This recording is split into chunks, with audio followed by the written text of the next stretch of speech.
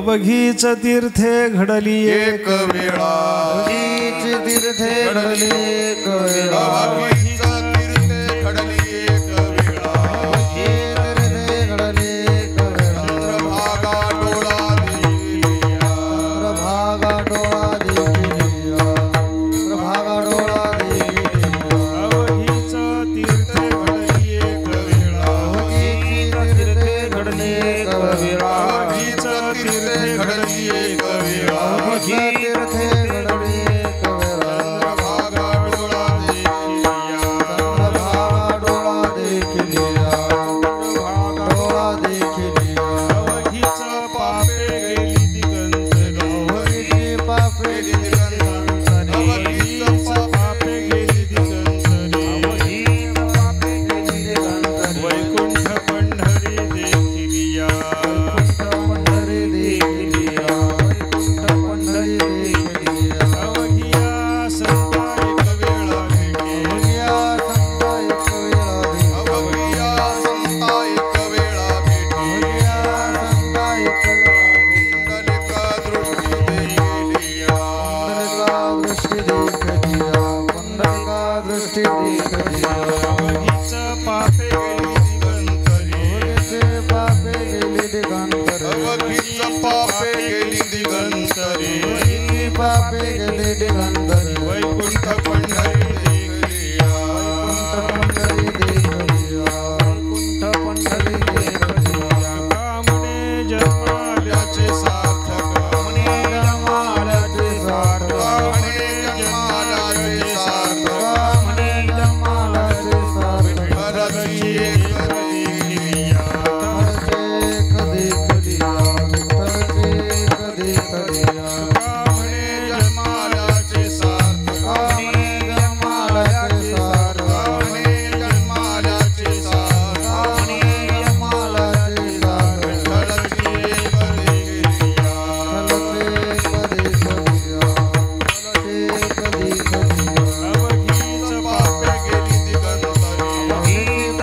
गेली दिगंतरी अवघीच पापे गेली दिगंतरी वैकुंठ पंढरी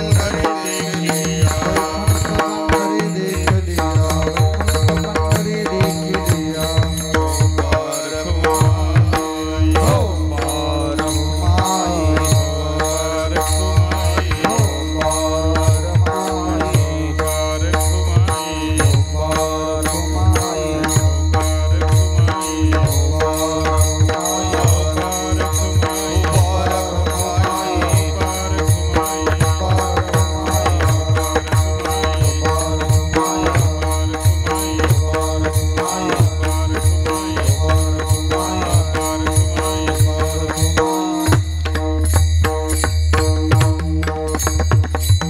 तीर्थे घडली एक वेळा अवघीच तीर्थे घडली एक वेळा चंद्रभागा डोळा देखिलिया अवघीच पापे गेली दिगंतरी वैकुंठ पंढरी देखिलिया अवघिया संता एक वेळा भेटी पुंडलिक दृष्टी देखिलिया अवघीच पापे गेली दिगंतरी वैकुंठ पंढरी देखिलिया तुका म्हणे जन्म आल्याचे सार्थक तुका म्हणे जन्म आल्याचे सार्थक विठ्ठलची एक देखिलिया अवघीच पापे गेली दिगंतरी वैकुंठ पंढरी देखिलिया विठ्ठल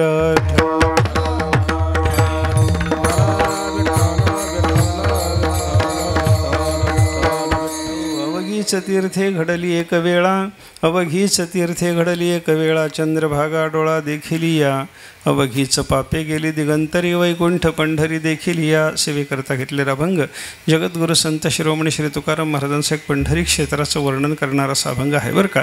या अभंगामध्ये तुकाराम महाराजांनी केवळ पंढरी क्षेत्राचं वर्णन केलेलं नसून चंद्रभागेचंही वर्णन केलं. पंढरी क्षेत्राचाही महिमा सांगितला. तिथला महत्त्वाचा पहिला भक्त जो पुंडलिकराय आहे त्याचंही महत्त्व सांगितलं आणि प्रधान देवता जे परमात्मा पंढरीनाथ आहे त्या पांडुरंगाचाही महिमा सांगितला. विठ्ठल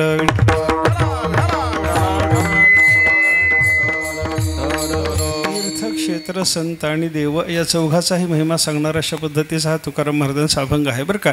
आजचा प्रसंग आपल्याला सगळ्याला ज्ञात आहे. या ठिकाणाहून या परिसरातली बरीचशी मंडळी तीर्थक्षेत्राची यात्रा करण्याकरता म्हणून जवळजवळ 15-16 वर्षापासून प्रयत्नशील आहे. 15-16 वर्षापासून त्यांच्या यात्रा चाललेल्या आहेत. चारधाम क्षेत्राच्या ठिकाणी त्यांचा कार्यक्रम झाला. यात्रा नुसती यात्रा नाही तर ते यात्रेच्या स्थानाला घरून काहीतरी सामग्री घेऊन जायची आणि तिथं अन्नदान करायचं. घरून गेल्याच्या नंतर त्या ठिकाणी सप्ताह साजरा करायचा, भागवत करायचं, कथा कीर्तनं करायचे. हे सगळंच्या सगळं करत हे सगळेच्या सगळे कार्यक्रम तीर्थयात्रेचे या लोकांनी पार पाडलेले आहेत बरं का.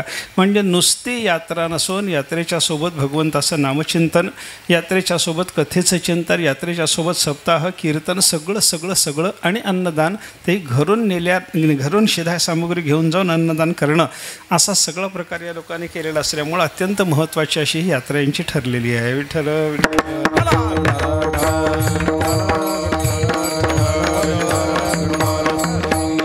नुसती करणं वेगळं आहे आणि यात्रेच्या सोबत नामचिंतन असणं, भगवंताचं भजन असणं या सगळ्या गोष्टी महत्त्वाच्या असतात बरं का.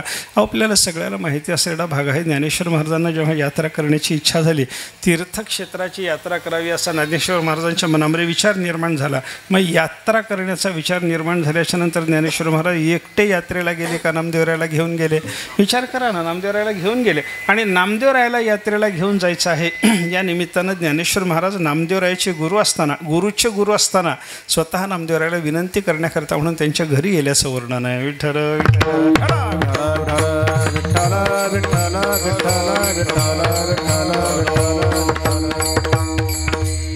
ज्ञानेश्वर महाराजांचा आणि नामदेवरायाचा संबंध जर आपण पाहायला लागलो तर विसोबा खेचराचे गुरु ज्ञानेश्वर महाराज आहेत. त्यांना नामदेवरायाचे गुरु विसोबा खेचर आहेत. म्हणजे परमगुरू असलेले ज्ञानेश्वर महाराज. पण एकट्याला यात्रा करावी वाटली का त्यांना यात्रेचा विचार निर्माण झाल्याच्या नंतर यात्रेच्या विचारासोबत विठ्ठल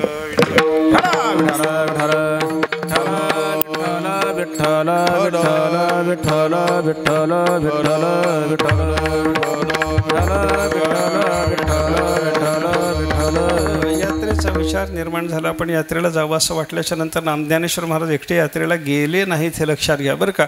एकटं न जाण्याचं कारण काय? त्यांना असं अपेक्षित होतं की बाबा आपल्यासोबत एखादा संत असावा, महात्मा असावा. आपल्या शिष्याचा शिष्य जरी असला तरी तो महात्मा केवढा मोठा आहे ज्ञानेश्वर महाराजाला माहिती असल्यामुळं नामदेवरायाला शिष्याचा शिष्य असताना सुद्धा विनंती करण्याकरता ज्ञानेश्वर महाराज त्यांच्या घरी गेले. घरी गेल्याच्या नंतर नामदेवरायाचे फार गडबड झाली. कारण महाराज आले, ज्ञानोबा आपल्या घरी आले असं म्हणल्याच्या नंतर नामदेवरायांनी उठून त्यांना नमस्कार वगैरे केला, बसवलं, आसन घातलं, पूजा वगैरे केली, सन्मान झाला. घाली संत असे आसनी पूजा करी काया वाचामध्ये झालं. आणि हात जोडून नामदेवरायांनी विचारायला सुरुवात केली, महाराज अचानक माझ्या घरी कसं काय येणं केलं?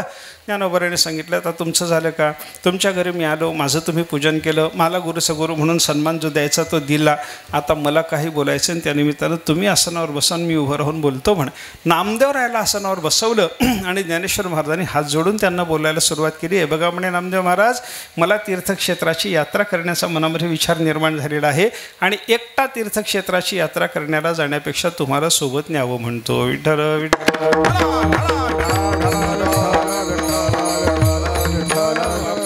मिळून यात्रा करावी असा माझ्या मनातला विचार असल्यामुळं आपल्याला घेऊन जाण्याचं मी ठरवलेलं आहे. असं म्हणल्याबरोबर नामदेवरायाच्या अंतःकरणाला थोडंसं चर झालं. कारण नामदेवरायाचा स्वभाव परमात्मा पंढरीनाथाला सोडून जाण्याचा नाही. पंढरी क्षेत्र सोडायचं नाही, चंद्रभागा सोडायची नाही, पांडुरंगाला सोडायचं नाही. बरं, नामदेवरायाला पांडुरंगाला सोडायचं नाही याच्यात नवल नाही, पांडुरंगाला सुद्धा नामदेवरायाला सोडायचं नाही. विठ्ठल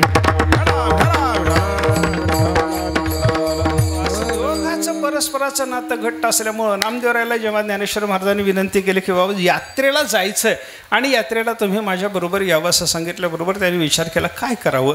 ज्ञानोबारायाला नाही कसं म्हणावं, ज्ञानेश्वर महाराजाला जर हो म्हणलं तर आपल्याला पांडुरंगाचा विरह होणार, त्याचं काय करावं असा विचार मनात आल्याबरोबर त्याने नामदेवरायांनी थोडंसं चतुराईनं उत्तर दिलं. नामदेवराय म्हणायला लागले, विचार करायला लागले की बाबा आपण नाही म्हणायचं नाही, आपण देवावर सोपवू आणि देवावर सोपवल्याच्या नंतर देवाला सुद्धा माझा विरह सहन होणारा नसल्यामुळं परमात्मा काही मला जाऊ द्यायचा नाही. म्हणून नामदेवरायाने ज्ञानेश्वर महाराजाला सांगितलं, महाराज आपण एक काम करू म्हणे, आपण मंदिरात जाऊ, रावळात जाऊ, परमात्मा पंढरीनाथाचं दर्शन घेऊ, देवाला आपलं काम काय आहे ते सांगू आणि मग देवाने जर मला तुमच्याबरोबर धाडून दिलं तर मी तुमच्याबरोबर येईन, नाही तर माझा नाईलाज आहे. विठ्ठल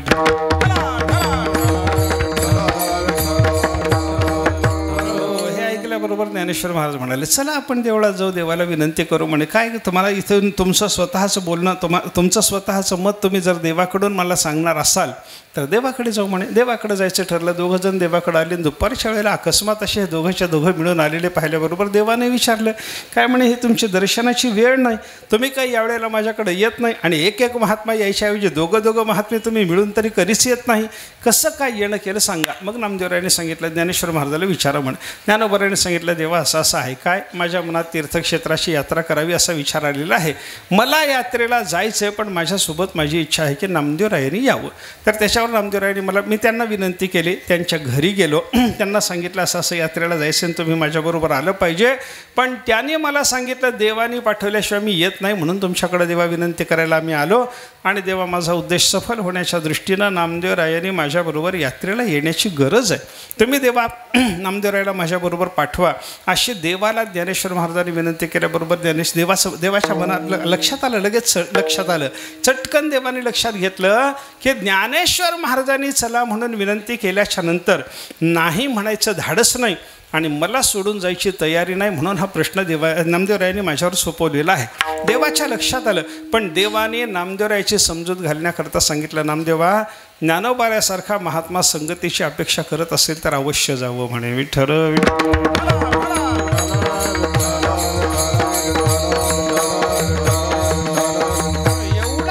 महात्मा आणि तो तुझ्या संगतीची इच्छा करतो. बाबा तुझ्या गुरुचा गुरु असलेला महात्मा तुझ्या संगतीची इच्छा करतो, नाही म्हणू नको, ज्ञानोबारायाच्या सोबत तू जा. आणि ज्ञानोबारायाच्या सोबत जाण्यामध्ये मला सोडून जाणं होत नाही हे लक्षात येण्याच्या दृष्टीनं देवाने नामदेवरायाला समजावून सांगितलं की ज्ञानेश्वर महाराज म्हणजे साक्षात मी आहे म्हणे. देव म्हणे नाम्या पाहे,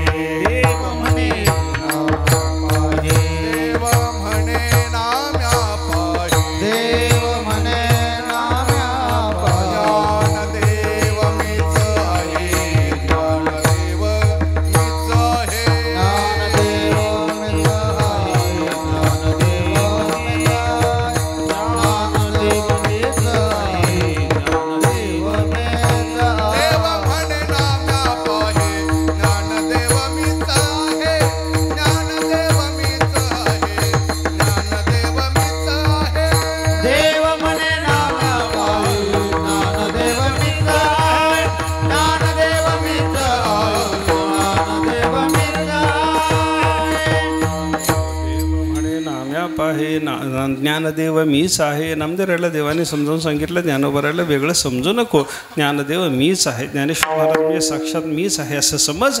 आणि ज्ञानेश्वर महाराजांच्या सोबत जाता नामदेवराया म्हणजे तुम्ही माझ्यासोबतच आहात, माझा तुम्हाला विरह नाही आणि तुम्ही जाऊन या. आता नामदेवरायाला नाही म्हणायचं काही कारण उरलं नाही, नाही म्हणता येत नव्हतं. ज्ञानेश्वर महाराजांच्या बरोबर नामदेवराय गेले आणि नामदेवराय आणि ज्ञानेश्वर महाराज मिळून जे यात्रेला गेले की नाही, मी कशा करता हे बोलायला लागलो, एकटा महात्मा यात्रेला जाऊ शकत होता पण त्या महात्म्यानं दुसरा महात्मा आपल्याबरोबर घेतला. एकटा वैष्णव यात्रेला जाऊ शकतो पण त्या वैष्णवानं आपल्याबरोबर बाकीच्या वैष्णवाला सुद्धा घेतलं. हे त्या यात्रेत आणि या यात्रेत थोडंसं सादृश्य दाखवता येतं. विठ्ठल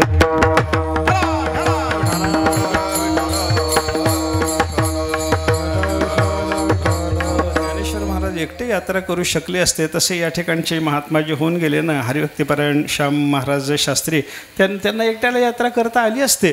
पण त्यांनी एकट्याने यात्रा करण्याच्या ऐवजी बरोबर जवळजवळ 500 लोकांना सोबत घेऊन या सगळ्या यात्रेचा उपक्रम केला असं आपल्याला इथं ऐकायला मिळालं बरं का. त्याच्यावरून माझ्या लक्षात आलं की ज्ञानोबा एकटे का गेले नाही, तर वैष्णवाच्या संगतीमध्ये रसाची अभिवृद्धी जास्त होत असते बरं का. साहित्यशास्त्राचा एक नियम आहे, त्या नियमानुसार एकट्याने आनंद सेवन करण्याच्या पेक्षा आनंद सेवन करणारा समान जातीचा मनुष्य जर बरोबर असला तरी जास्त आनंद येतो. विठ्ठल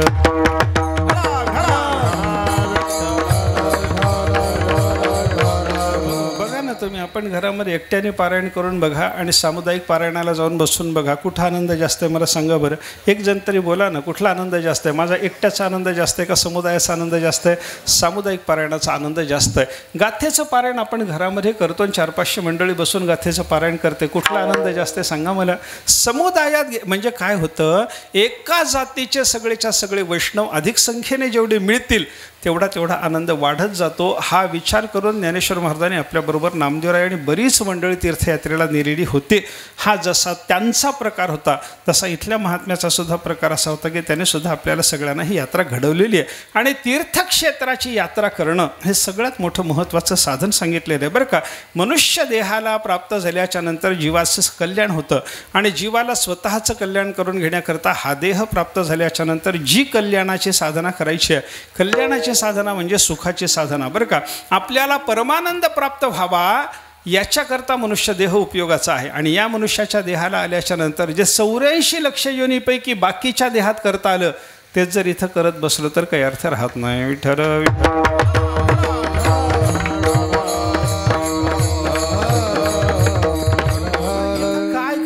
तर जे बाकीच्या शरीरात साधलं नाही ते इथं करावं अशा पद्धतीचा विचार शास्त्राने सांगितलेला आहे बरं का. बाकीच्या सगळ्या देहामध्ये आपल्याला खायला प्यायला चाललं मिळालं, इथं सुद्धा खायला प्यायला मिळतं. काय वेगळे सांगा ना. पशुला सुद्धा खायला लागतं आणि आपल्याला सुद्धा खायला लागतं. मग खाण्याकरता हा मनुष्याचा देह आहे का बाबा याचा विचार माणसाने केला पाहिजे. निद्रेचा विचार शास्त्राने असं चिंतनच केलेलं आहे. आहार निद्रा भय मैथुनंच सामान्यमेतत् पशुभिर्नराणाम. मनुष्य आणि जनावरं यांच्या बाबतीमध्ये समान असणाऱ्या 4 गोष्टी आहेत म्हणे. कोणत्या?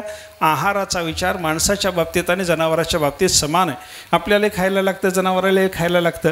थोडा बदल जर सांगायचं झालं तर आमचे गुरुजी असं सांगायचे की माणसात आणि जनावरामध्ये आहाराच्या बाबतीमध्ये बदल असा आहे, जनावर ज्याचं त्याचं अन्न खातं, मनुष्य सगळ्याचंच खातो म्हणे. विठ्ठल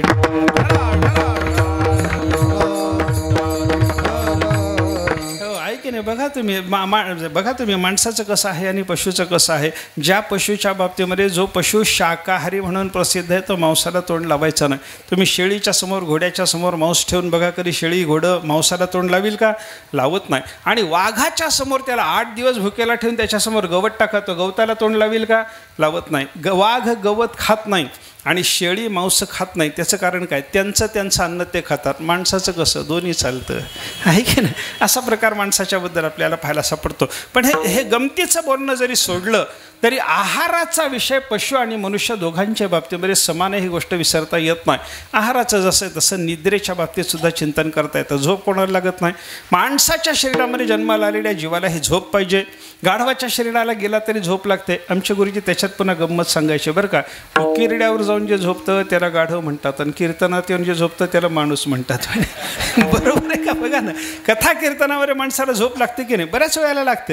हां, हे म्हणजे कोणाला टोचून बोलणं असं समजायचं कारण नाही बरं का. पण असं होतं की नाही सांगा मला. याचा अर्थ काय झाला? गाढवालाही झोप पाहिजे, माणसालाही झोप सगळीकडे आहे. आहाराचा विचार करा, सर्वांना आहार लागतो. निद्रेचा विचार करा, सर्वांना निद्रा लागते. भयाचा विचार करा, सर्वांना भय वाटतं. माणसालाच भय वाटतं नाही, वाघाला सुद्धा भय वाटतं. एखादा वाघ जंगलातून जात असताना एखाद्या माणसाच्या अंगावर चवताळून येतो. कशा करता येतो हो? त्याच्या अंगात ताकद आहे आणि समोरचा माणूस दुर्बळ आहे अशा विचारानं तो चवताळून येत नाही. त्याला त्या माणसाची भीती वाटते, बाबा याच्यापासून आपल्याला इजा होणार आहे, तर यानं इजा करण्याच्या आधी याला संपून टाका, या भयानं तो अंगावर चवताळून येतो. विठ्ठल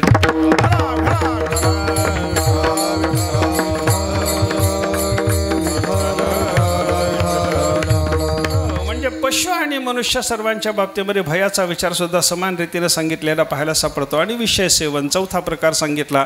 विषय कोणाला लागत नाहीत सांगा. शब्द, स्पर्श, रूप, रस, गंध 5ही विषयाचं सेवन करणं जसं पशुचं चालू आहे तसंच माणसाचंही चालू आहे. या गोष्टी सगळ्याच्या बाबतीत समान आहेत. मग जनावराच्या पेक्षा, इतर योनीच्या पेक्षा, पशुपक्ष्याच्या पेक्षा माणसाचा वेगळेपणा काय आहे याचा जर विचार केला तर मनुष्याच्या देहामध्ये धर्मानुष्ठान करता येतं, मनुष्याच्या देहात ज्ञान मिळवता येतं, मनुष्याच्या देहात भक्ती करता येते, देवाचा साक्षात्कार मिळवता येतो, परमार्थ करता येतो. हे माणसाच्या देहाचं वैशिष्ट्य आहे. विठ्ठल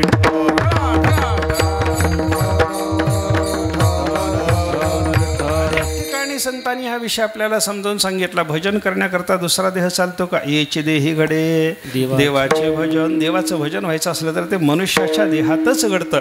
मनुष्याच्या देहातच नामस्मरण करता येतं. माणसाच्या देहातच हा सगळा परमार्थ घडत असल्यामुळं स्वर्गातल्या देवादिकांना सुद्धा माणसाच्या देहाची इच्छा आहे अशी वर्णनं संतांनी केलेली आहेत की नाही. स्वर्गीचे अमर इच्छितात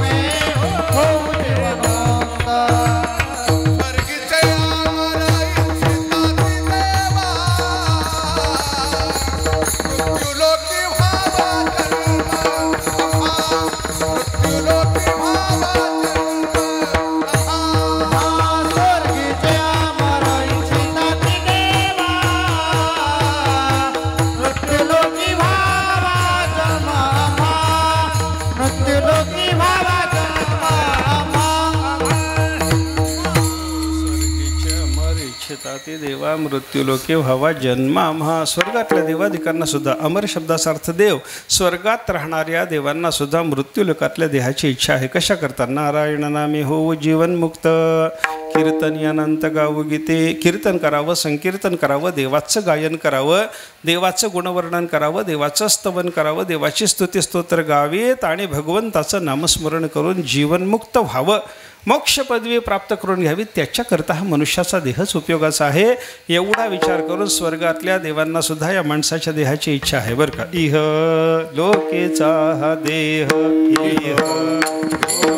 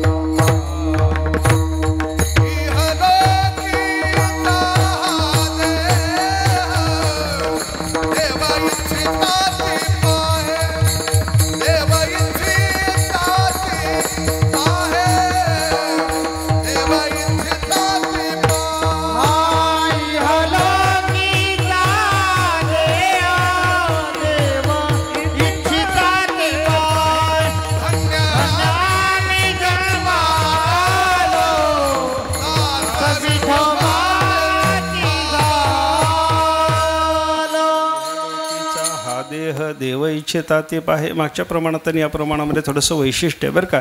मागचं प्रमाण जे आपण पाहिलं, स्वर्गीचे अमर इच्छिता ते देवा मृत्यूलोकी व्हावा जन्मामा, एवढंच त्याच्यामध्ये सांगितलेलं आहे. मृत्यूलोकातला पण देह कोणता हो, तर इहलोकीचा हा देह. तुकाराम महाराजांनी या ठिकाणी मात्र असं सांगितलं, या लोकातला म्हणजे मृत्यूलोकातला, आणि हा देह म्हणजे मनुष्याचाच देह, त्याची देवादिकांना इच्छा आहे. कशा करता? इथं आल्याच्या नंतर परमात्मा पंढरीनाथाची भक्ती करता येते. धन्य आम्ही जन्मालो दास विठोबाचे झालो. परमात्मा पंढरीनाथाचं दास्य करणं, याचा अर्थ परमार्थ करणं. असा परमार्थ करण्याकरता उपयोगी पडणारा हा देह असल्यामुळं स्वर्गातल्या देवादिकांना सुद्धा या देहाची इच्छा आहे. जो स्वर्गात करता येत नाही असा हा परमार्थ आहे बरं का. इंद्र झाला, ब्रह्मदेव झाला तरी त्याला परमार्थ करता येत नाही. त्याच्याकरता मनुष्याचा देह मृत्यूलोकात येऊन घ्यावा लागतो, तेव्हाच परमार्थ करता येतो. आणि सगळ्या मृत्यूलोकात हा देह चालत नाही बरं का. मृत्यूलोकामध्ये सुद्धा पुन्हा भारत देशातच तो जन्म प्राप्त झाला पाहिजे. विठ्ठल विठ्ठल विठ्ठल विठ्ठल खंडी नरदेह प्राप्ती, हे परमभाग्याची संपत्ती. नाथ महाराज सांगतात, मनुष्य देह मिळावा, मृत्यूलोकात देह मिळावा, माणसाचा देह मिळावा, आणि तो सुद्धा भारतात मिळावा, परमभाग्याची संपत्ती म्हणतात नाथ महाराज. हे फार मोठ्या भाग्याने मनुष्याला साधणार आहे असं वर्णन केलं बरं का. आणि मग मनुष्याचा देह मिळाला, तो भारतात मिळाला, आणि त्याच्यानंतरही परमार्थाची भावना निर्माण झाली. तेथेही विवेक, परमार्थी त्याचा वशवर्ती मी परमात्मा. परमार्थाचा विवेक निर्माण झाला. आपण संसाराचा त्याग करून, संसार तात्पुरता करून अंतःकरणपूर्वक परमार्थ केला पाहिजे असा विचार ज्या मनुष्याच्या अंतःकरणात निर्माण झाला ना, तो फार मोठा भाग्यवान आहे. म्हणजे मृत्यूलोकात देह मिळावा, पहिलं भाग्य.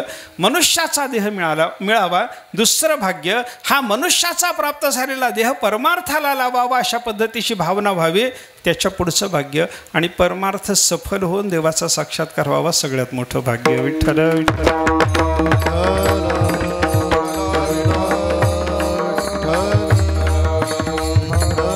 मनुष्य देहात येऊनच जीवाला आपलं स्वतःचं सार्थक करून घेता येतं अशा पद्धतीचा विचार आहे बरं का. मग हे सार्थक करून घ्यायचं असेल, मोक्ष मिळवायचा असेल, परमसुख मिळवायचं असेल, त्याच्याकरता परमार्थ करावा लागतो. आणि परमार्थाची साधना कधी करता येते? या देहात करता येते. बरं, या देहात तरी कधी करता येते? पुढं बघू, म्हातारा झाल्यानंतर परमार्थाचा विचार करू, आत्ता संसार करून घेऊ, अशा पद्धतीचा विचार करू नका. कौमाराचरित प्राज्ञ धर्मान भागवतानिह. प्रल्हादानी आपल्या बालमित्राला उपदेश करताना सांगितलं, बाबा पुढं परमार्थ बघू म्हणू नका. कधी मनुष्याचा देह हातातून जाईल भरवसा नसतो बाबा. आदमी का क्या भरोसा, पाणी का बुदबुदा म्हणतात तशी आपली अवस्था आहे. त्याच्यामुळं आपला हा देह आपल्या हातातून जाण्याच्या आधी परमार्थ जर करायचा असेल तर कुमार वयापासून, आजपासून नाही आत्तापासून परमार्थाला लागलं पाहिजे. विठ्ठल विठ्ठल.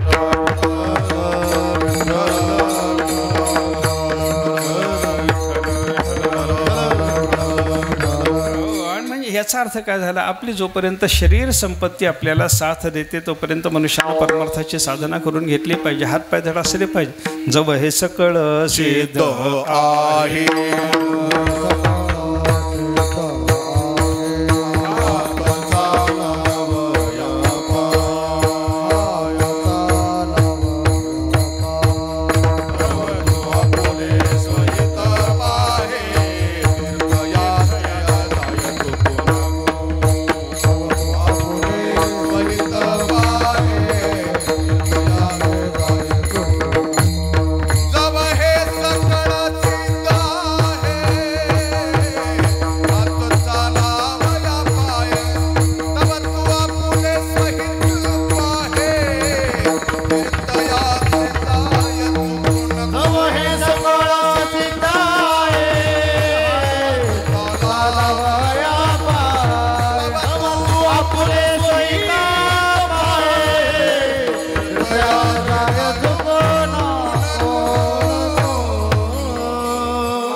पर्यंत करायचं असतो त्याचं उत्तर हे आहे, जव हे सकळ सिद्ध आहे. आपले सगळे हातपाय वगैरे सामग्री सिद्ध आहे तोपर्यंत माणसांनी परमार्थ करावा. नाही तर आपल्याला टाळी वाजवता येणं बंद झाल्याच्या नंतर टाळी वाजवण्याचा विचार कसा करावा.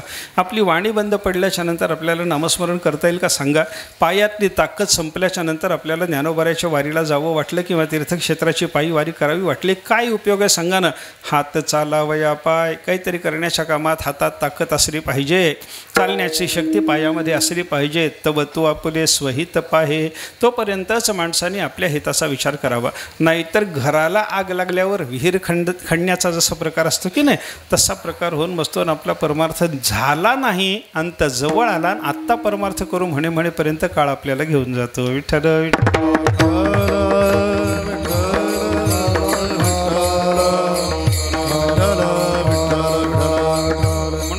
चुडामणी ग्रंथामध्ये जगद्गुरु शंकराचार्याने सुद्धा असाच उपदेश आपल्याला केलेला आहे बरं का. यावत स्वस्थमिदम कलेवर गृहम, यावच्च दूरे जरा, यावच्चेंद्रिय शक्तिरप्रतिहता, यावत क्षयो नायुषः, आत्मश्रेयसी तावदेव विदुषा कार्य प्रयत्नो महान, प्रोद्दीप्ते भवने तु कूपखननम प्रत्युद्यमः कीदृशः. जगद्गुरु शंकराचार्य सांगतात, घराला आग लागल्यावर विहीर खणतो म्हणणं हे जसं शहाणपणाचं नाही.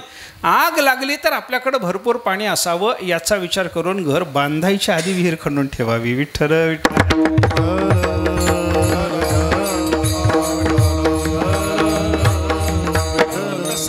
आपल्याकडे येण्याच्या आधी मनुष्यानं परमार्थाची साधना करून घेतली पाहिजे. यावत स्वस्थमिदम कलेवर गृहम. जगद्गुरु शंकराचार्य सांगतात की हे कलेवर म्हणजे हे शरीर जोपर्यंत स्वस्थ आहे तोपर्यंत परमार्थाला लागा. यावत स्वस्थमिदम कलेवर गृहम, यावच्च दूरे जरा. जोपर्यंत म्हातारपण तुमच्यापासून दूर आहे तोपर्यंत परमार्थाचा विचार करा, साधना करायला लागा बाबा. हां. आणि यावच्चेंद्रिय शक्ती ही अप्रतिहता. तुमच्या इंद्रियातली ताकद जोपर्यंत गेली नाही, हात पाय खोळे झाले नाहीत, लुळे झाले नाहीत, पांगळे झाले नाहीत, तोपर्यंत परमार्थाचा विचार करा. नाहीतर मग आपल्याला काळ कधी घेऊन जाईल सांगता येत नाही. त्यासाठी परमार्थाची साधना कुमार वयापासून नवे आत्तापासून करायला लागा. विठ्ठल विठ्ठल.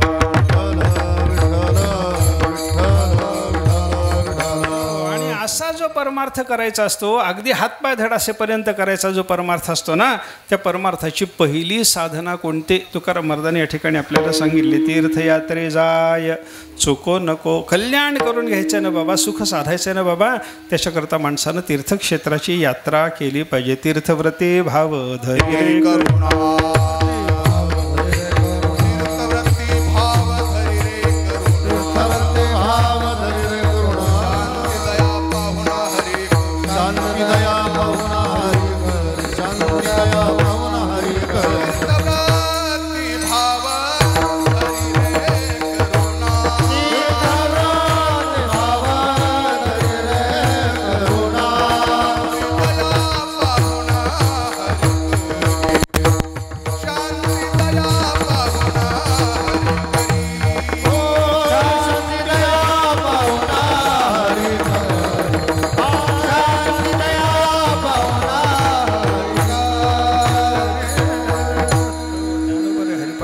आपल्याला साधना सांगतात आणि त्याच्यानं पाहुणा हरी करी, देवाला पाहुणा म्हणून तुझ्या घरी घेऊन यायचं असलं ना, त्याच्याकरता एवढं करावं लागतं. काय काय? तीर्थव्रते भाव धरी रे, करुणा धरी रे, शांती धरी रे, हे सगळं धारण करा, सगळं करा बरं का. तीर्थव्रती भाव धरी रे, करुणा, शांती, दया, एवढी सगळी साधना तुम्ही अंतःकरणात धरा.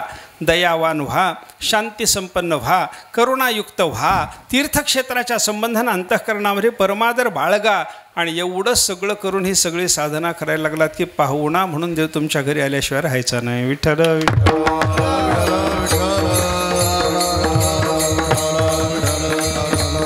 असा देव आपल्या घरी यावा याच्याकरता करायची जी साधना आहे त्याच्यातली पहिली साधना तीर्थयात्रे जाय चुको नको. तीर्थक्षेत्राची यात्रा माणसाने करावी असं तुकाराम महाराजांनी आपल्याला सांगितलं, ज्ञानेश्वर महाराजांनी आपल्याला सांगितलं. मी कशाकरता बोलायला लागलो? यात्रेचं महत्त्व काय याचा विचार करा. आणि यात्रा करणे असं नुसतं यात्रेचं विधान शास्त्रानं सांगितलं नाही बरं का. शास्त्राने तीर्थाचं अनुसरण करावं म्हणलं आणि तीर्थाच्या अनुसरणाची 4 अंग सांगितलेले आहेत. अनुसरण कशाला म्हणतात? यात्रा 1, वास 2, तदधिकरणक स्नानदानारी पुण्याचरण 3 आणि निधन या 4 गोष्टीला म्हणून मिळून तीर्थाचं अनुसरण म्हणतात.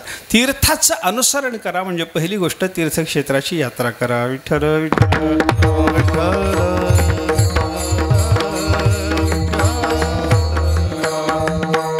पंढरीला जा वगैरे संतांनी जे आपल्याला सांगितलं नाही, यात्रेचं विधान आपल्याला पाहायला सापडतं बरं का. जा रे तुम्ही पंढरपुरा तो सोयरा दिनाचा. पंढरपूरला गेल्याच्या नंतर तो दिनाचा सोयरा तुमचं कल्याण केल्याशिवाय राहायचा नाही बाबा. यात्रेला जा, पंढरपूरला जा, अशा पद्धतीचा उपदेश संतांनी केला. ही झाली यात्रा. यात्रेच्या नंतर काय असतं हो? त्या ठिकाणी राहणं, वास. तीर्थक्षेत्रात गेल्याच्या नंतर लगेच गेला आणि लगेच परत आला असं चालत नाही बरं का. माणसं एकादशीच्या दिवशी सकाळी पंढरपूरला येतात आणि तास 1.5 तास झाला की लगेच परत फिरतात.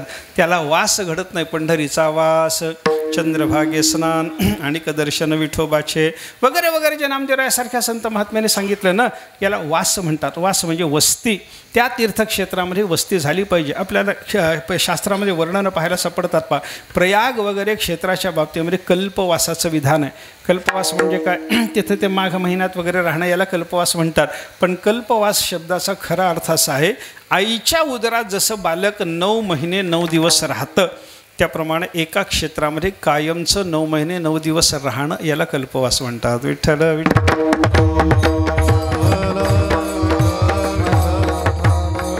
शास्त्राने त्याच्यामध्ये बदल आपल्याला असा सांगितलेला आहे, मातेच्या उदरात 9 महिने 9 दिवस राहिला की तो मातेच्या उदरातून बाहेर पडतो. तसा तीर्थक्षेत्र नावाच्या मातेच्या उदरामध्ये 9 महिने 9 दिवस जेव्हा प्राणी राहतो तेव्हा तो जन्म मरणाच्या चक्रातून बाहेर पडतो. विठ्ठल विठ्ठल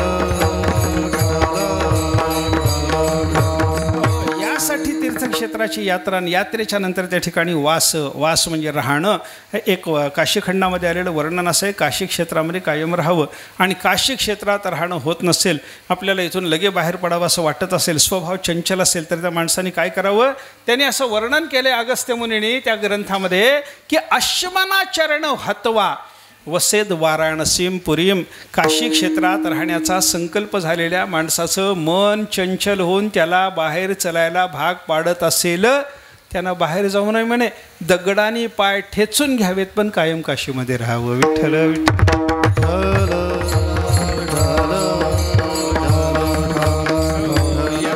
वास म्हणजे यात्रा केली पाहिजे. त्याप्रमाणे तीर्थक्षेत्रामध्ये वस्ती केली पाहिजे. वस्तीच्या नंतर 3रं अंग सांगितलं, तदधिकरणक स्नानदानादी पुण्याचरण. त्या तीर्थक्षेत्रामध्ये जे स्नान, जे दान वगैरे पुण्य करायला सांगितलेले ते सगळं पुण्य आपण त्या ठिकाणी केलं पाहिजे. तिथं एखादं तीर्थ असलं तिथं जाऊन स्नान करावं. तिथं जो देव आहे त्या देवाचं दर्शन घ्यावं. तिथं जो दानधर्म करायला सांगितला, जो विधी करायला सांगितला, श्राद्ध वगैरे करायला सांगितलं असेल तर तो सगळाच्या सगळा विधी त्या ठिकाणी जाऊन माणसाने केला पाहिजे. हे यात्रेचं हे तीर्थाच्या अनुसरणाचं 3रं अंग आहे. आणि शेवटचं अंग असं सांगितलं, भाग्याने त्या क्षेत्रामध्ये आपल्याला मरण आलं तर ते सुद्धा आनंदाने स्वीकारलं पाहिजे. विठ्ठल विठ्ठल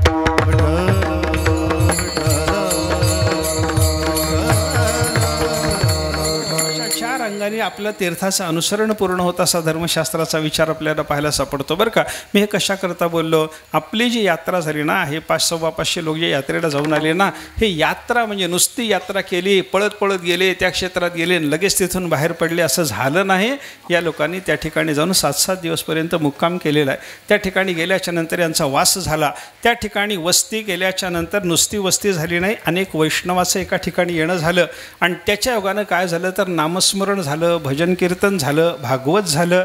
म्हणजे आपण तीर्थक्षेत्राची यात्रा करण्याकरता जे गेलात ना, सोबत ज्ञानेश्वरी नेले म्हणजे ज्ञानोबारीला नेलं, सोबत गाथा नेली म्हणजे जगद्गुरू तुकाराम महाराजाला आपण सोबत नेलं, सोबत भागवत नेलं म्हणजे शुकाचार्याला, आणि भागवत आलेल्या सगळ्या महात्म्याला, नवे नवे कृष्ण परमात्म्याला बरोबर घेऊन तुम्ही यात्रा केली. विठ्ठल विठ्ठल.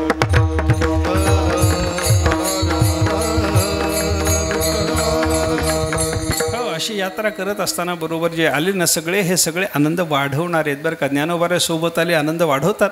तुकाराम महाराज आपल्या सोबत आले, आनंद वाढवणार आहेत. राजा परीक्षिती शुकाचार्य जर आपल्या सोबत आले तर त्यांच्या कृपेनं आपला आनंद वरचेवर वाढणार आहे. अशा पद्धतीचं चिंतन आपल्याला करता येतं बरं का. आणि तुम्हाला सगळ्याला अनुभव त्याचा असणारच आहे बरं का. ज्ञानेश्वरी सोबत नेल्याच्या नंतर आपल्याला येणारा तीर्थक्षेत्रातला आनंद वेगळा असतो. माझ्या घरात बसून मी ज्ञानेश्वरी वाचली आणि बद्रीनारायण क्षेत्राला जाऊन मी ज्ञानेश्वरी वाचली, कुठला आनंद जास्त असणार आहे सांगा ना मला. सगळ्यात मोठा आनंद तो आहे देवाच्या सन्निधानात, देवाच्या भूमी. ज्या भूमीत नुसतं जाणं अवघड आहे, ज्या भूमीमध्ये नुसतं वस्ती करणं अवघड आहे, त्या ठिकाणी जाऊन 7-7 दिवस राहायचं आणि ही परमार्थाची सगळी साधना करायची. हे जे आपल्याला घडलं ना, हे मोठं पुण्याचं काम घडलं असं आपल्याला म्हणायला हरकत नाही बरं का. आपल्याला यात्रा घडली, आपल्याला वास घडला, आणि त्या अधिकरणामध्ये म्हणजे तीर्थक्षेत्रामध्ये गेल्याच्या नंतर जो विधी करायला सांगितलेला तो विधीसुद्धा म्हणजे तिथल्या देवाचं दर्शन आहे, तिथल्या तीर्थाचं स्नान आहे. अरे सगळ्यात मोठा विधी जर कोणता असेल तर भगवंताची कथा करणं हा सगळ्यात मोठा विधी आहे. विठ्ठल विठ्ठल.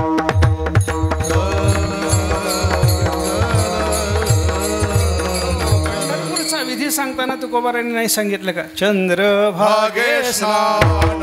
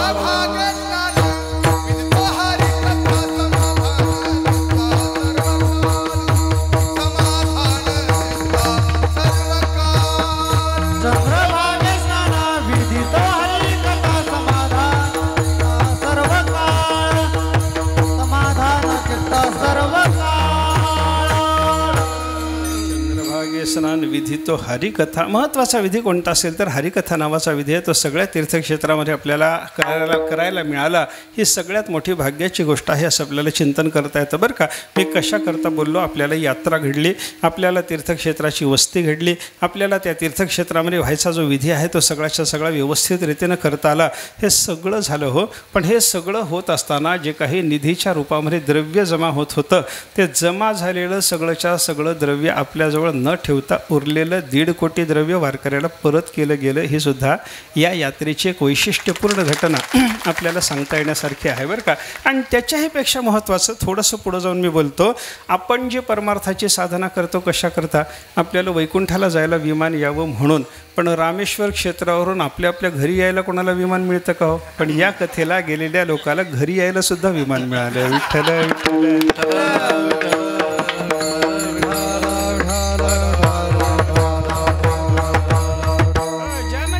परमार्थ केला त्याला वैकुंठाला न्यायला विमान येणारच आहे बरं का, ते आपल्याला येणारच आहे, त्याच्यात काही वाद असायचं कारण नाही. पण घरी यायला विमान असावं, परमार्थ करून घरी यायला विमान मिळालं, ही मात्र पहिलीच घटना ऐकली बाबा आपण. याच्यापूर्वी कधी आपण असं ऐकलं नव्हतं. पण सर्व वारकऱ्यांना परमार्थ करता करता विमानाने घरपोच येता आलं, ही गोष्ट महत्त्वाची आहे. आणि अशा पद्धतीचा परमार्थ तीर्थक्षेत्राच्या यात्रेच्या निमित्तानं आपणाला सर्वांना घडला. आणि त्या मावंद्याचा आजचा प्रसंग आहे, म्हणून आपण थोडंसं हे कीर्तन पाहतो आहोत बरं का. आजच्या कीर्तनाकरता घेतलेल्या अभंगात पंढरीचं वैशिष्ट्य सांगितलं आहे. कसं आहे बघा, अन्य क्षेत्र आणि वारकरी संतांच्या दृष्टीनं, ज्ञानेश्वर महाराज तुकाराम महाराजांच्या दृष्टीनं इतर क्षेत्राचा निषेध न करता सगळ्यात महत्त्वाचं क्षेत्र कोणतं असेल तर पंढरपूरच आहे. विठ्ठल विठ्ठल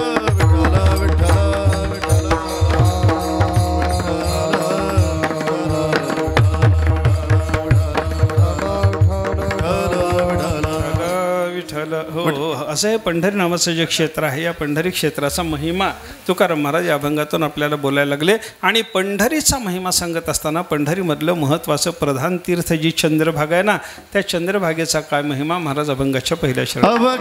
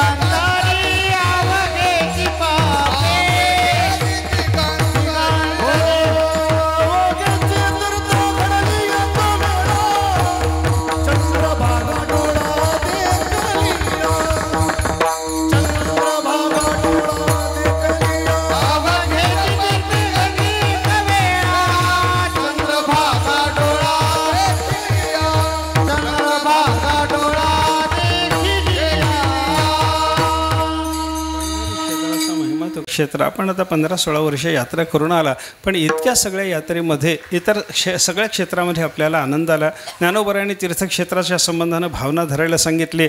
आपण तीर्थक्षेत्राची यात्रा करावी, त्याबाबतीत चूक करू नये असं तुकाराम महाराजांनी आपल्याला सांगितलं. हे सगळं जरी खरं असलं तरी सगळ्या तीर्थक्षेत्राची यात्रा करून आलेल्या मंडळीला तुकाराम महाराजाच्या भाषेत जर विचारायचं ठरलं तर तुम्ही एवढी तीर्थक्षेत्र पाहिली, उदंड पाहिले, उदंड ऐकिले, उदंड वर्णिले क्षेत्र महिमे. तुम्ही उदंड तीर्थक्षेत्र पाहिले, उदंड तीर्थक्षेत्र ऐकले, उदंड तीर्थक्षेत्राचा महिमा तुम्ही वर्णन करून सांगितला, पण परमात्मा पंढरीनाथाचं क्षेत्र असलेल्या पंढरीसारखं कुठं तुम्हाला दर्शन झालं का सांगा? विठ्ठल विठ्ठल.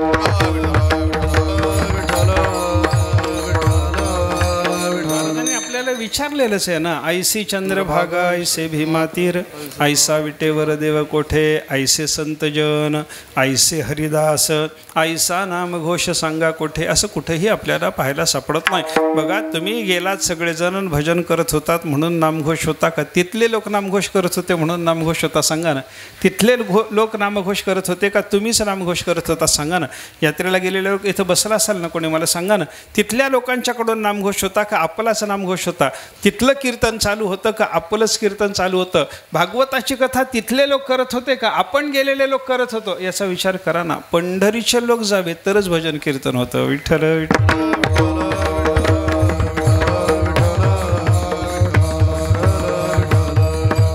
अर्थ काय झाला? आपल्या पंढरीसारखं दुसरं कोणतं क्षेत्र नाही, हेही आपल्याला लक्षात घेता येतं. यात्रा करण्याचा हा एक उद्देश असू शकतो. इतर तीर्थक्षेत्राची यात्रा करा कल्याणाकरता, इतर तीर्थक्षेत्राची यात्रा करा सद्गुरू शोधण्याकरता.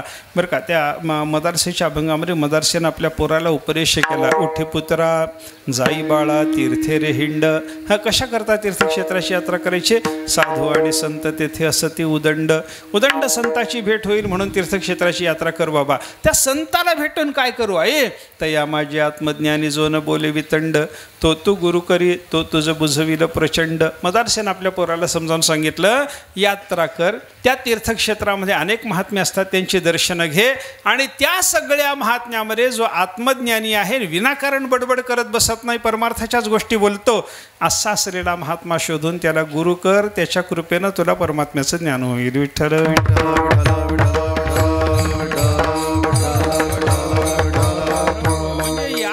एक उद्देश आपल्याला परमार्थ घडावा, एक उद्देश आपला पापनाश व्हावा, एक उद्देश आपल्याला पुण्याची प्राप्ती व्हावी, एक उद्देश आपल्याला सद्गुरूचा लाभ व्हावा, अनेक महात्म्याचं दर्शन व्हावं, एक उद्देश असा असू शकतो. बरं का, हे सगळे वेगळे वेगळे उद्देश जसे यात्रेचे असू शकतात ना, तसं वारकऱ्याच्या दृष्टीनं अजून एक उद्देश असू शकतो. माझ्या पंढरीसारखं कुठं दर्शन होतं का? विठ्ठल.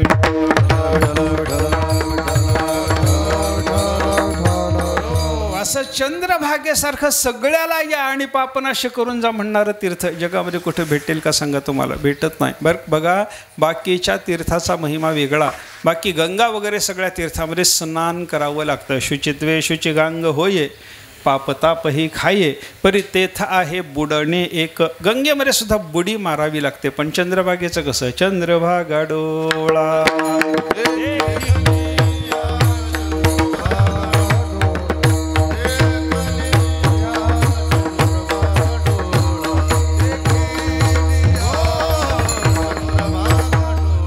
अवघेची तीर्थे घडली एक वेळा, चंद्रभागा डोळा देखिलिया, चंद्रभागा डोळा देखिलिया. अवघीची तीर्थे घडली एक वेळा, चंद्रभागा डोळा देखिलिया, चंद्रभागा डोळा देखिलिया. तीर्थे घडली एक वेळा, चंद्रभागा डोळा देखिलिया. गंगा आपल्याला पुण्य देते, गंगा आपल्या दोषाचा नाश करते, पण गंगा गंगेचंच पुण्य देते, सगळ्या तीर्थाचं पुण्य देत नाही. आणि तिथं सुद्धा बुडावं लागतं. पण चंद्रभागा मात्र अशी महत्त्वाची आहे, हिचं नुसतं डोळ्यानं दर्शन झालं तरी जगातल्या सगळ्या तीर्थात स्नान केल्याचं फल प्राप्त होतं. तुकाराम महाराज जबाबदार आहेत ना हो. महाराज आपल्याला सांगतात म्हणल्याच्या नंतर आपल्याला शंका घ्यायचं काही कारण आहे का? जगद्गुरू तुकाराम महाराज, संत शिरोमणी ज्ञानेश्वर महाराज यांच्यासारखे संत परम आप्त असतात. आणि आप्त शब्दाचा अर्थ कधीही खोटं न बोलणारा. विठ्ठल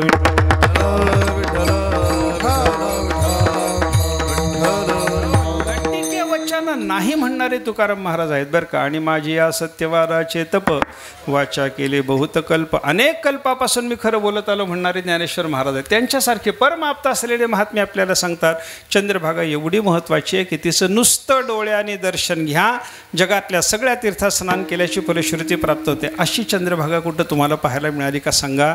नाही. ऐसे ऐसे भीमातीर, ज्या भीमातीरावर लाखो लोक भगवंताच्या नामाचा गजर करत असतात, असं कुठं दृश्य तुम्हाला पाहायला मिळालं का? नाही, कुठंच पाहायला मिळत नाही बरं का. ऐसे चंद्रभागा ऐसे भीमातीर, ऐसा विटेवर देव कोठे, विटेवर उभा असलेला देव हा कसा आहे? भक्ताची प्रतीक्षा करणारा आहे, भक्ताची वाट पाहणारा बरं का. वाट पाहे उभा भेटीच्या वडे, सगळ्या भक्ताची वाट पाहत बसणारा. बाकीच्या देवाच्याबद्दल तुम्ही विचार करा, बाकीच्या तीर्थक्षेत्रातले देव भक्ताची वाट पाहतात का त्यांची वाट आपल्याला पाहावी लागते? सांगा ना. गेलं की पडदा लावलेला असतो आणि पडदा लावून तिथले सगळे पुजारी वगैरे सांगतात अभि सो रहे है भगवान, विश्राम कर रहे है, भोग लग रहा है, असं सांगितलं जातं की नाही. देवाचं जेवण चालू म्हणलं की बंद दर्शन, देवाची विश्रांती चालू आहे म्हणलं की बंद दर्शन असं असतं. ते देवाने विश्रांती घेऊ नये असं मला म्हणायचं नाही, देवाला नैवेद्य समर्पण होऊ नये असं मला म्हणायचं नाही, पण त्या निमित्तानं भक्ताचं दर्शन थांबवणारे बाकीचे देव आहेत. आणि कोणतंही कारण असो भक्ताचं दर्शन न थांबवणारा एक परमात्मा पंढरीनाथ आहे. विठ्ठल विठ्ठल. पांडुरंगाला सुद्धा एरवेला उपचार असतात. आपण देवाकडे गेलो, देवाला काकडा आहे, देवाला महापूजा आहे, देवाला नैवेद्य आहे, दुपारच्या वेळेला देवाला नैवेद्य असतो. त्याच्यानंतर 4 वाजता देवाला पुन्हा 2 लाडू तांबूल, ते पोशाख असतो, देवाचा पोशाख वगैरे बदलतात, हे होतं. त्याच्यानंतर धूपारती असते, शेजारती असते. हे सगळे उपचार वर्षभर चालतात. पण आषाढी आणि कार्तिकी आली की शुक्ल प्रतिपदा ते कृष्ण प्रतिपदा 15 दिवसात देवाला स्नानाशिवाय नैवेद्याशिवाय कोणताही उपचार नाही. विठ्ठल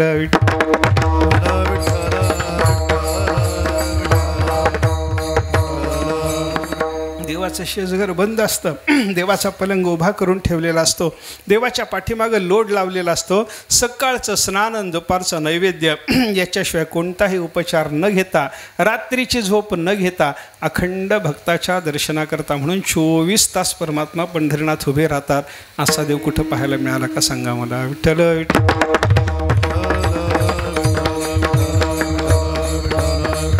ऐसे संत जन ऐसे हरिदास ऐसा नामघोष सांगा कोठे, असं कुठेही आपल्याला पाहायला सापडत नाही. पंढरी कशी आहे याचं जर वर्णन करायचं झालं ना, पंढरी सारखीच आहे. साहित्याच्या भाषेमध्ये जर बोलायचं झालं तर 2 अलंकाराच्या भाषेत पंढरीचं वर्णन करता येतं. एक अलंकार आहे त्याचं नाव आहे अनन्वय आणि दुसरा अलंकार आहे त्याचं नाव प्रतीप. अनन्वय अलंकारात कसं असतं, ज्याचा त्यालाच दृष्टांत द्यावा लागतो, त्याला दुसरा दृष्टांत देता येत नाही. गगनम गगनाकारम सागर सागरोपमहा राम रावणयोर्युद्धम राम रावणयोरिव असं म्हणा. हे कसं वर्णन केलं? आकाशाला दृष्टांत द्या. आकाश कोणासारखं आहे? दृष्टांत देता येत नाही. आकाश आकाशासारखंच आहे. गगनम गगनाकारम सागर सागरोपमहा. समुद्र कसा आहे? समुद्र कसा आहे सांगा? समुद्राला दृष्टांत द्या. आमच्या गावच्या डबक्यासारखा आहे म्हणता येत नाही हो. समुद्र कसा आहे? समुद्रासारखाच आहे. आकाश कसं आहे? आकाशासारखंच आहे. राम रावणाचं युद्ध कसं झालं? 2 लहान मुलं मारून घेतात तसं झालं. म्हणता येतं का सांगा ना मला? कोणतं उदाहरण देता त्याला सांगा ना? कोणतंही उदाहरण देता येत नाही. राम रावणाचं युद्ध राम रावणाच्या युद्धासारखंच, आकाश आकाशासारखंच, समुद्र समुद्रासारखाच, तशी आमची पंढरी पंढरीसारखीच आहे. विठ्ठल विठ्ठल.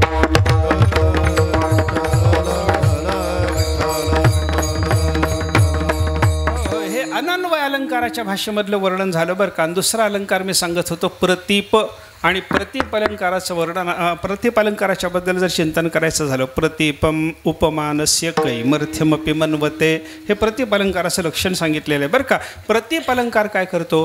बाकीच्या सगळ्याला तुच्छ लेखायला लावतो, त्याला प्रतीप अलंकार म्हणतात बरं का. देवाच्या मुखमंडलाचं वर्णन जर करायचं झालं तर देवाचं मुख कसं आहे? देवाचं मुख कसं आहे? कोणी एखादं म्हणेल बाबा चंद्रासारखं देवाचं मुखमंडल आहे असं म्हणेल तर भक्त महात्म्याने वर्णन करताना सांगितलं, अरे देवाचं मुख पाहिल्याच्या नंतर चंद्र पाहायची गरजच नसते म्हणे. विठ्ठल विठ्ठल.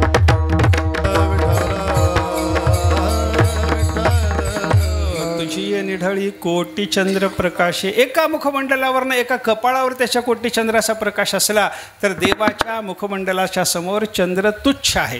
म्हणजे देवाचं मुखमंडल पाहणारा भक्त त्याला आनंद मिळवण्याकरता, आल्हाद मिळवण्याकरता चंद्र दर्शन घ्यावं लागेल असं नाही. तसं पंढरीचं एकदा दर्शन झालं की त्याला वैकुंठाला जावं वाटेल का. नवजो म्हणती आम्ही वैकुंठा जिही देखील पंढरी रे. ज्या भक्तांनी पंढरीचं दर्शन घेतलं ते म्हणतात आम्हाला वैकुंठ नको आहे. विठ्ठल विठ्ठल पंढरी क्षेत्र आहे. हे सुद्धा यात्रेला गेल्याच्या नंतरच आपल्याला कळतं की नाही सांगा. बाकीची क्षेत्र आणि पंढरी तुलनेमध्ये पंढरी सरस आहे. पंढरीची चंद्रभागा काय महत्त्वाची, तिच्या एका स्नानामध्ये एका दर्शनामध्ये जगातल्या सर्व तीर्थामध्ये स्नान केल्याची फलश्रुती प्राप्त होते. तुकोबारे सांगतात चंद्रभागेला डोळ्यांनी पहा, सगळ्या तीर्थाच्या स्नानाची फलश्रुती आहे. नाथ महाराज सांगतात याच्यापेक्षा जास्त फल आहे. कसं, एका तीर्थात कोटी कोटी वेळेला स्नान केल्याचं फल एका चंद्रभागा दर्शनाने म्हणे बरं का. एक तीर्थ कोटी कोटी वेळा.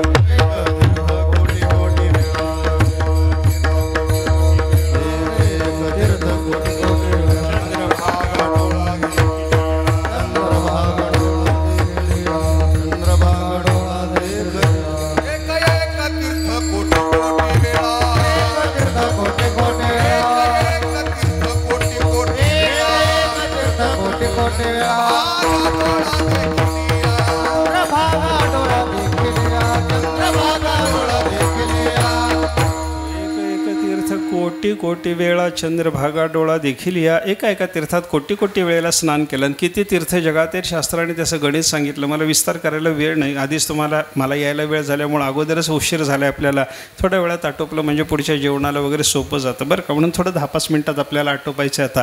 त्या दृष्टीनं मला थोडा विस्तार करायला वेळ नाही. 3.5 कोटी तीर्थ जगात आहेत असं शास्त्राचं चिंतन आहे.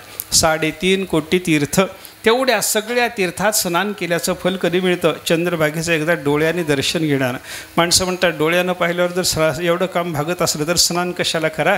त्याचं उत्तर असं आहे बाबा, जर डोळ्यानं पाहिल्यानंतर एवढं फळ असेल तर स्नानानं किती असेल. एका स्नानानं जर एवढं असेल तर रोजच्या स्नानानं किती असेल. जन्मभर स्नान केल्याचं फल काय असेल याचा विचार आपण करायचा. त्याला कैमुत्तिक न्याय म्हणतात शास्त्रामध्ये बरं का. याचं जर एवढं तर त्याचं किती असेल असा विचार करणं याला म्हणतात कैमुत्तिक न्याय. आणि त्या कैमुत्तिक न्यायानं विचार करा, नुसतं डोळ्यांनी एकदा पाहिलं तर 3.5 कोटी तीर्थामध्ये कोटी कोटी स्नानाचं फल जर प्राप्त होत असेल तर एक बुडी मारल्याच्या नंतर केवढं पुण्य असेल. विठ्ठल विठ्ठल. अशी आपली चंद्रभागा आहे. त्याच्यानंतर पंढरीचं पुंडलिकाचं पांडुरंगाचं वर्णन महाराज करतात. अगदी थोड्या वेळात ते पाहू. एकदा प्रेमाने सर्वांनी मिळून टाळी वाजवून भजन करायचं. एवढं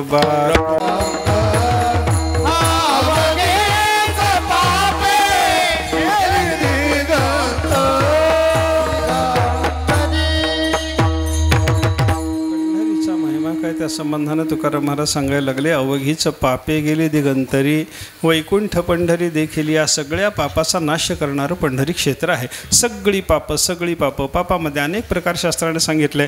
जसे तीर्थाचे 3.5 कोटी प्रकार आहेत की नाही, तसे पापाचे 3.5 कोटी प्रकार आहेत.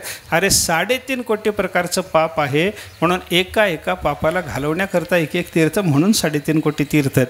3.5 कोटी तीर्थ म्हणून 3.5 कोटी पाप नाही.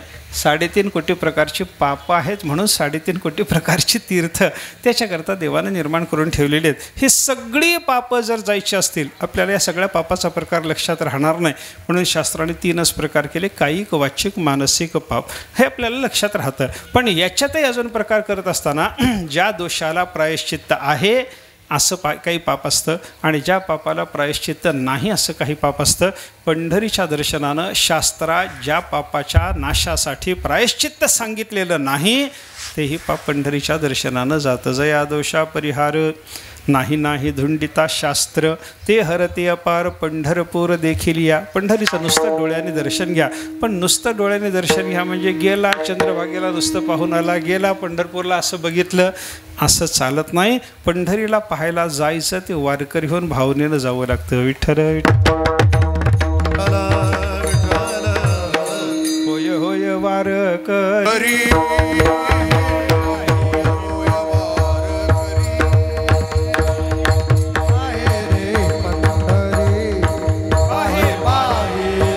पंढरी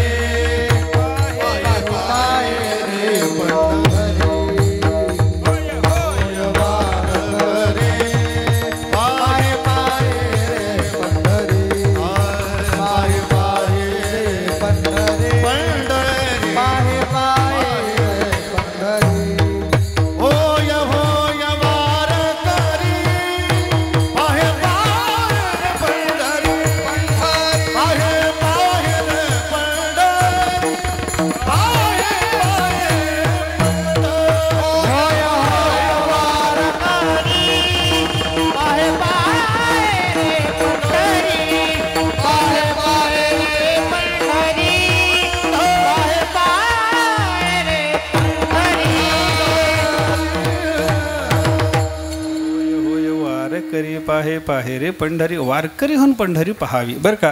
बाईनं नुसतं पुरुषाकडं पाहण्याची पेक्षा मंगळसूत्र बांधून पुरुषाकडं पाहिलं की नाही, तिचं कल्याण जसं आहे ना, तसं आपण नुसतं परमात्मा पंढरीनाथाच्या दर्शनाला पंढरीला जाण्यापेक्षा गळ्यात माला धारण करून वारकरीपणाचं व्रत घेऊन मग आपण परमात्मा पंढरीनाथाचं, पंढरी क्षेत्राचं, चंद्रभागेचं दर्शन घेतलं ना, मग त्याचं काय महत्त्व आहे ते कळतं. नुसतं पुरुषाला पाहून पुरुषाचं महत्त्व कळत नाही. हां, मंगळसूत्र बांधल्याच्या नंतर त्या पुरुषाचं काय महत्त्व आहे हे जसं त्या बाईला कळावं, त्या पद्धतीनं गळ्यात माळ घातल्याशिवाय पंढरी क्षेत्राचं, चंद्रभागेचं, पुंडलिकाचं, पांडुरंगाचं काय महत्त्व कळतच नाही. विठ्ठल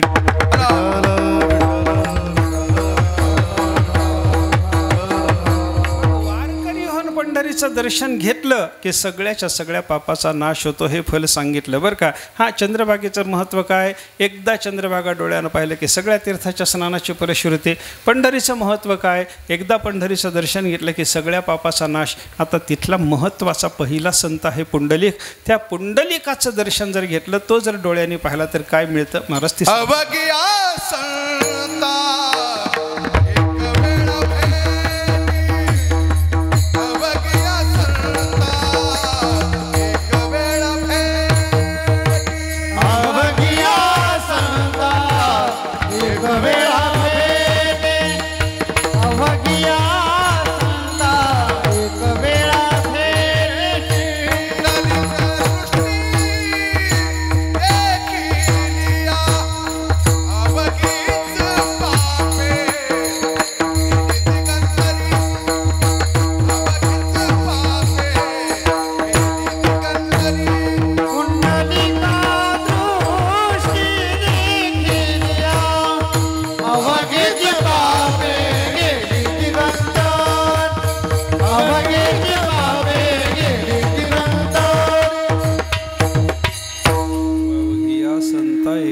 भेटे पुंडलिक दृष्टी देखील. या एका पुंडलिकाचं दर्शन झालं की जगातल्या सगळ्या संतांचं दर्शन घेतल्यासारखं होतं, असं महाराज या ठिकाणी आपल्याला सांगतात बरं का. जगात थोडे संत नाहीत बरं का, ऐसे खेळी कोट्यानु कोट्ये. आपल्याला भेटत नाहीत, आपलं पुण्य तेवढं नसतं, हा भाग वेगळा. पण जगामध्ये संत विपुल प्रमाणामध्ये आहेत, कारण जगात संत राहिल्याशिवाय अशा करालकली कालामध्ये जग टिकतच नाही. याही काळामध्ये एवढं पाप जगात असताना जग जे टिकून आहे त्याचं कारण जगामध्ये संत आहेत, हे आपल्याला मानावं लागतं बरं का. मग हे असलेले संत असल्याशिवाय जग टिकतच नाही. म्हणजे जग टिकण्याकरता काय काय लागतं त्याचं वर्णन अगस्त्याने त्यांच्या स्मृतीत केलं. गोभीर विप्रैश्च वेदैश्च सतीभिः सत्यवादिभिः अलुब्धैर दानवीरैश्च सप्तभिर धार्यते मही. या 7 गोष्टींनी जग टिकून राहतं म्हणे. काय काय लागतं जगामध्ये? गायी लागतात, गोभीः, त्याच्यानंतर वेदपाठक ब्राह्मण लागतात, वेदशास्त्र पठन करणारे ब्राह्मण लागतात, विप्रैश्च वेदैश्च, जगामध्ये वेदशास्त्र टिकलं पाहिजे, सतीभिः, पतिव्रता बायका जगामध्ये असल्या पाहिजे, सत्यवादिभिः, खरं बोलणारे महात्मे जगामध्ये असले पाहिजेत, अलुब्धैः, ज्यांच्या मनात लोभ नाही असे महात्मे जगामध्ये असावे लागतात, आणि दानवीरैश्च, भरपूर दान करण्याच्या बाबतीमध्ये शूरवीर असलेले महात्मे सुद्धा जगामध्ये लागतात. या 7 लोकांकडून जग टिकतं असं जे वर्णन आहे, हे 7ही जण महात्मेच आहेत.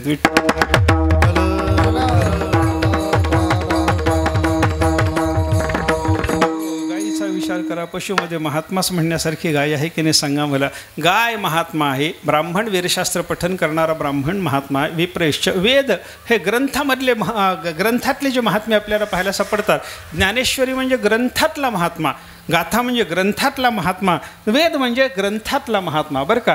पशुतला महात्मा जगामध्ये पाहिजे, ग्रंथातला महात्मा जगामध्ये पाहिजे, स्त्रियातला महात्मा जगात पाहिजे, आणि पुरुषातलाही महात्मा जगात पाहिजे, तरच जग टिकतं. विठ्ठल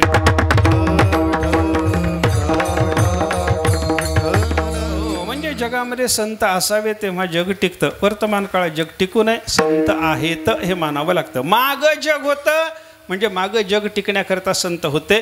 आत्ता जग आहे म्हणजे जगामध्ये आत्ताही संत महात्मे आहेत, पुढच्याही काळात अजून काही दिवस जग राहणार आहे, याचा अर्थ जगामध्ये संत राहणार आहेत. म्हणजे भूत भविष्य वर्तमान काळात संत महात्म्यांचं अस्तित्व जगात मानावं लागतं. मग हे सगळेच्या सगळे आत्ताचेच नाही, मागचे आणि पुढचे सुद्धा सगळे संत महात्मे भेटणं आपल्याला शक्य आहे का सांगा ना मला? शक्य नाही. आत्ताचे तरी सगळे भेटतात का सांगा ना मला?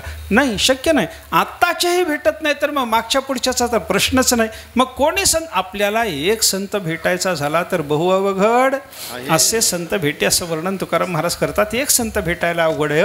मग सगळे जगातले संत नाही मागचे संत पुढचे संत सुद्धा आपल्याला भेटावेत याची व्यवस्था जर पाहिजे असली एकच काम करा, पंढरपूरला जा, पुंडलिकरायाचं दर्शन घ्या, सगळ्या संतांचं दर्शन झाल्याचं पुण्य मिळतं. विठ्ठल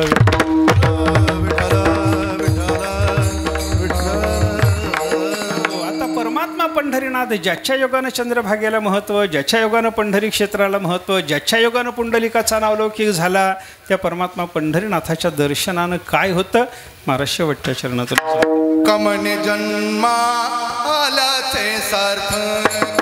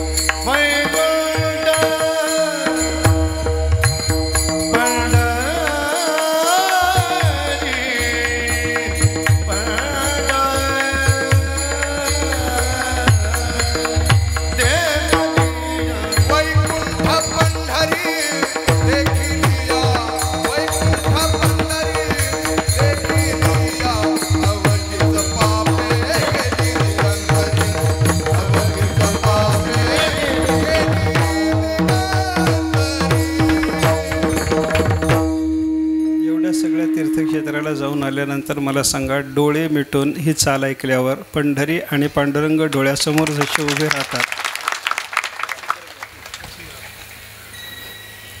अशी चाल म्हणणारा तिकडं कुठं भेटला का तुम्हाला सांगा?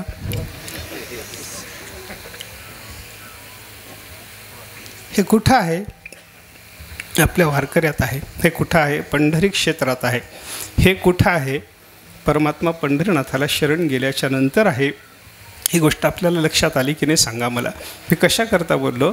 आपण यात्रेला पण परमात्मा पंढरीनाथाच्या दर्शनाची फलश्रुती काय? जन्म आल्याचे सार्थक विठ्ठलची एक देखील. या मनुष्य जन्माला आल्याचं सार्थक जर करायचं असेल, परमात्मा पंढरीनाथाचं दर्शन त्याला पाहिजे. देवाचं दर्शन झालं की पांडुरंगाच्या दर्शन सांगितलेलं आहे. हा सगळा विचार आपण लक्षात घेतल्याच्या नंतर आपण यात्रेला जाऊन आला, त्याबद्दल आपल्याला सर्वांना धन्यवाद आहेत. आपण यात्रा करताना त्या तीर्थक्षेत्रात राहून आलात 7-7 दिवसपर्यंत, त्याच्याकरता अधिक धन्यवाद आहेत. तिथले सगळे विधी आपण करून आलात आणि दानधर्म करून आलात, त्याच्याकरता तुम्हाला जास्त धन्यवाद आहेत. तिथं जाऊन आल्याच्या नंतर उरलेले पैसे तुम्हाला परत मिळाले, याच्याबद्दल आयोजकाला धन्यवाद आहेत. आणि सगळी यात्रा करून आपापल्या घरी विमानानं आलात, याच्याकरता अजून धन्यवाद आहेत. आणि पुढं वैकुंठाला जायलासुद्धा आपल्याला विमान येणार आहे, त्याच्या अगोदरच धन्यवाद आहेत. सगळ्यांना धन्यवाद देतो. अशीच यात्रा अशी ही मावंद जे करायचं असतं ना, ते कशा करतो? आम्ही जाऊन आलो, एवढं करून आलो, हे सांगण्याकरता हे नसतं बरं का. हे असं आमचं झालं, त्याच्यातून जो आम्हाला आनंद मिळाला, असा आनंद मिळवायचा असेल तर तुम्हीसुद्धा जाऊन या. हे आपल्या परिसरातल्या बाजूच्या लोकांनासुद्धा कळावं, याच्याकरता ही मावंद्याची योजना असते. हे सर्वांनी लक्षात घ्यावं आणि आपणही यात्रा करावी, आपणही तीर्थात वास करावा, आपणही तीर्थक्षेत्राचा विधी करावा, आपणही देवाचे दर्शनं घ्यावेत आणि त्याच्यातून आपल्या कृतार्थतेचा सार्थकाचा मार्ग आपण सर्वांनी प्रशस्त करून घ्यावा, असं सर्वांना प्रेमाने एकदा सांगून सेवा पूर्ण करतो. ज्ञानेश्वर.